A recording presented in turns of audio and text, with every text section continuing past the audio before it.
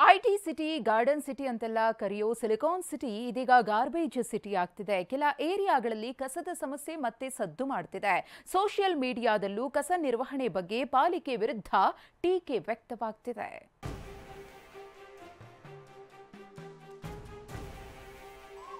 ರಸ್ತೆ ಬದಿಯಲ್ಲೇ ರಾಶಿ ರಾಶಿ ಕಸ, ಮೂಗು ಮುಚ್ಚಿಕೊಂಡು ಓಡಾಡ್ತಿರೋ ಜನರು. ಗಾರ್ಡನ್ ಸಿಟಿಯ ರಸ್ತೆಯಲ್ಲೇ ಗಾರ್ಬೇಜ್ ರಾರಾಜಿಸ್ತಿದೆ. ಪಾಲಿಕೆ ಕಸ ನಿರ್ವಹಣೆ ಬಗ್ಗೆ ಸೋಷಿಯಲ್ ಮೀಡಿಯಾದಲ್ಲಿ ಟೀಕೆ ವ್ಯಕ್ತವಾಗ್ತಿದೆ.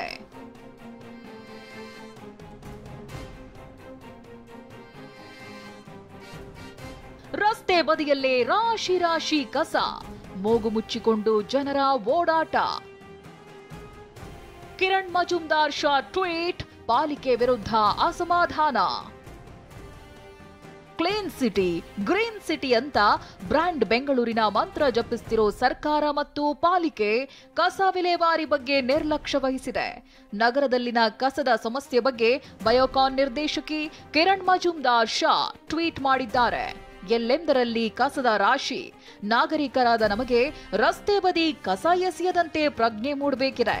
ರಸ್ತೆ ಬದಿ ಕಸ ಎಸೆಯೋರ ವಿರುದ್ಧ ಪಾಲಿಕೆ ಎಫ್ಐಆರ್ ದಾಖಲಿಸಬೇಕಿದೆ. ಈ ಬಗ್ಗೆ ನಾಗರಿಕರಾದ ನಾವು ಪ್ರತಿಭಟಿಸಬೇಕಿದೆ ಅಂತ ಟ್ವೀಟ್ನಲ್ಲಿ ಆಕ್ರೋಶ ಹೊರಹಾಕಿದ್ದಾರೆ. ಇನ್ನು ನಗರದ ಸಿದ್ದಾಪುರ, ಬನ್ನಪ್ಪ ಪಾರ್ಕ್, ಜಯನಗರ ಸೇರಿ ಹಲವೆಡೆ ಎಲ್ಲೆಂದರಲ್ಲಿ ಕಸದ ರಾಶಿ ರಾರಾಜಿಸುತ್ತಿದೆ. ಬೆಳಗ್ಗೆ ಪೌರ ಕಾರ್ಮಿಕರು ಕಸ ಕ್ಲೀನ್ ಮಾಡಿ ಹೋದ್ರೂ ಬೆಳಗಾಗುವಷ್ಟರಲ್ಲಿ ಮತ್ತೆ ಕಸದ ರಾಶಿ ಬಿದ್ದಿರುತ್ತೆ.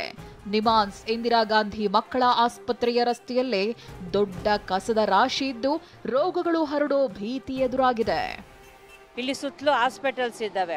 ನಿಮಾನ್ಸ್ ಹಾಸ್ಪಿಟ್ಲ್ ಇದೆ, ರಾಜೀವ್ ಗಾಂಧಿ ಹಾಸ್ಪಿಟ್ಲು ಮತ್ತು ಇಂದಿರಾ ಗಾಂಧಿ ಹಾಸ್ಪಿಟ್ಲು ಎಲ್ಲ ಇದೆ. ಇಲ್ಲಿರೋ ಪಾಪ ಪೇಷಂಟ್ಗಳಿಗೆಲ್ಲ ಈ ವಾಸನೆಯಿಂದ ತುಂಬ ತೊಂದರೆ ಆಗ್ತೈತೆ. ಅದು ಒಂದು, ಆಮೇಲೆ ಜನಗಳು ಓಡಾಡೋಕ್ಕಾಗೋದಿಲ್ಲ. ಅತ್ತ ಕಸ ಸಂಗ್ರಹ ಮಾಡೋ ಸಮಯ ಕೂಡ ಸರಿ ಇಲ್ಲ. 10 ಗಂಟೆಗೆ ಕಸ ಸಂಗ್ರಹಕ್ಕೆ ಬರ್ತಾರೆ, ಕಸ ಬೇರ್ಪಡಿಸಿದ್ರೂ ತೆಗೆದುಕೊಳ್ಳಲ್ಲ ಅಂತ ಕೂಡ ಜನ ಆರೋಪ ಮಾಡ್ತಿದ್ದಾರೆ. ಸೊ ಬೆಳಿಗ್ಗೆ ಮನೆದ ಕಾರ್ಬೇಜ್ ಅವರು 10-11 ಗಂಟೆ ಬರ್ತಾರೆ. ಸೊ ವರ್ಕ್ ಮಾಡೋರು ಯಾರೂ ಇರೋದು ಇಲ್ಲ. ನಾನು ಆಫೀಸ್ಗೆ ಹೋಗೋ ಟೈಮಲ್ಲಿ ತೊಗೊಂಡು ಹೋಗ್ತಾ ಇದ್ದೆ. ಸೊ ನಾವು ಸಪ್ರೇಟ್ ಮಾಡ್ಕೊತೀರಿ. ಅವ್ರ ವೆಹಿಕಲ್ ಅವ್ರು ಕೇಳ್ತಾ ಇದ್ರಿ, ಸರ್ ತಗೊಳ್ಳಿ ಅಂದರೆ ಇಲ್ಲ, ಹೋಗ ಅಲ್ಲೆಲ್ಲ ಇಲ್ಲಕ್ಕೆ ಅಂತ ಹೇಳಿದ್ರೆ. ಬಟ್ ಈ ವ್ಯವಸ್ಥೆ ಎಲ್ಲ ಚೇಂಜ್ ಮಾಡಬೇಕು.